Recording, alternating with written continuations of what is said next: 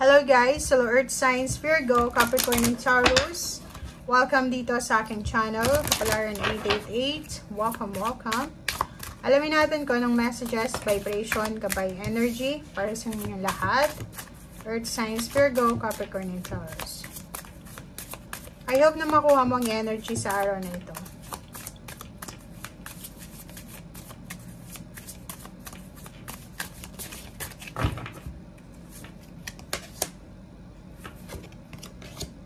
Okay, one more card. Oops. Okay.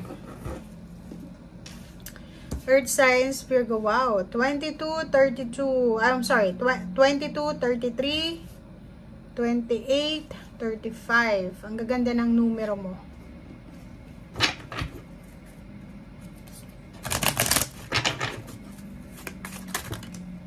Okay. Unikites. Answered prayers. Ganun din to, oh. Answered prayers to. Okay guys, nasa 33 ka na ngayon. Nasa 22 ka pa. Balanse. Right timing. Okay? So, answered prayer. Sinasabi ng baraha mo dito, Earth Signs, Virgo, Capricorn, and Taurus, na lahat daw ng sakripisyo, trabaho, pagtsatsaga, ay posibleng makuha mo yung positive outcome. Okay? May mga pinto ng blessings, divine solution, and support ang magbubukas para sa'yo. So, eto ay resonated dito. Kasi sinasabi ng baraha, may posibleng magbubukas ng opportunities para sa'yo. Na ito yung divine solution and support. So, galing ito sa Panginoon. So, nakatadhana, right timing. So, if ever man na naghahanap ka ng pagkakataon para makapagsimula, it's either work or relationship or pagkakakitaan, sinasabi ng baraha na hawak mo ngayon yung susi para dyan sa pagsisimulang yan. And second is, nakikita natin dito na marami kang choices sa buhay.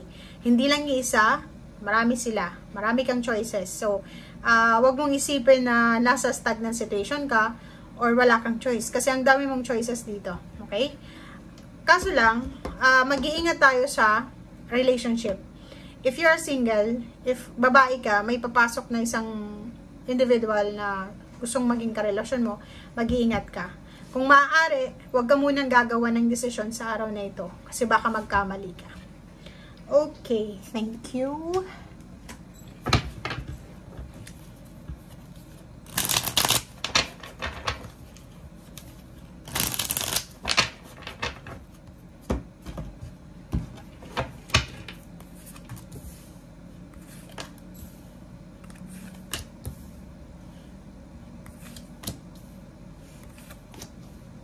Okay guys.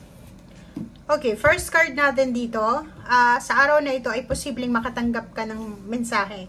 So, answered prayers nga siya. 'Di ba? So, posibleng naghihintay ka ng salary increase or confirmation sa trabahong ina-applyan mo or naghihintay ka ng result. Eto na siya. So, dito din, posibleng may mag-share sa'yo, may magpautang, may mag-share ng pera or literal, pwedeng may magpautang sa'yo dito ng pera. And on the way ka na doon sa balanse ng pera. So, parang sinasabi ng baraha, itong araw na ito ay simula na para makuha mo kung ano yung deserve mo na success financial. Kaso lang, ingat ka.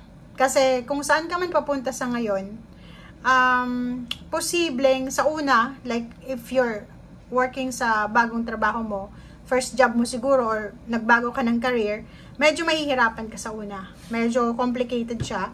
Pero sinasabi ng barahan na mas kung saan ka man papunta sa ngayon, mas magiging kalmado ang buhay mo doon. And today din, mag-iingat ka sa pabago-bago ng desisyon mo. Huwag kang magbago ng desisyon. Like, kung gusto mong gawin ito, gawin mo na as soon as possible. Ingat-ingat din tayo sa pakikipagsagutan, lalo na sa social media, lalo na sa mga messenger chat or kano pa man, or lalo na sa personal.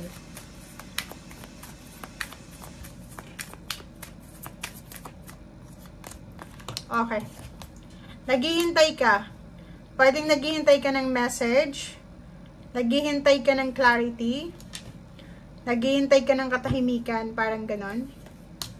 Or naghihintay ka ng kung kailan magkaroon ng masayang pamilya? Comment down below guys. Kasi kung makikita mo dito, meron kang barahan na nagsasabing hinihintay mo ang isang clarity. Pwedeng relationship siya, pwedeng trabaho, pwedeng... Pero ang nakikita natin dito, emotional. Siguro ang gulo ng pamilya mo, ang iingay ng pamilya mo, ang totoxic ng paligid mo. Sinasabi ng baraha sa'yo dito na gusto mong hanapin yung katahimikan. Gusto mong hanapin yung peace and harmony, yung positive new beginnings, positive endings, yung abundance sa usaping pamilya. Kasi parang yun ang kulang sa'yo. Parang nakikita natin dito na napapaligiran ka ng mga taong toxic. Mga taong may bisyo, taong yung ginagawa lang is magsigawan, magmurahan, mag-away, parang ganun. Yung parang wala silang kinikilalang Panginoon sa kanilang puso. Parang ganun, yung pride nila ay sobrang napakatas. Yung parang, ang paniniwala nila ay sarili lang nila ang magaling. Parang ganun. So, comment down below, kasi sinasabi ng baraha na may way ka na eh. May paraan ka na para makaalis dyan. If ever man tungkol to sa asawa mo, sa pamilya ng asawa mo, sa pamilya ng boyfriend o girlfriend mo, sa in-laws mo, nako, sinasabi dito na kailangan mo nang tapusin ito. Kailangan mo nang tapusin yung stagnation, yung restrictions, and magsimula ka ng bagong buhay. Kaya ka binibigyan na itong barahang to ng ganitong sitwasyon, kasi sinasabi sa'yo na may chance ka na makapagsimula, magkaroon ng pagbabago sa iyong buhay. Okay? Magician, walang magic guys, walang magic nasa kamay mo. If ever man na sawang-sawa ka na sa relationship mo, sawang-sawa ka na sa trabaho mo, sa karelasyon mo, sa pamilya ng karelasyon mo, sa in-laws mo, sa mga kaibigan mo, sa paligid mo, nasa kamay mo daw yung pagbabago.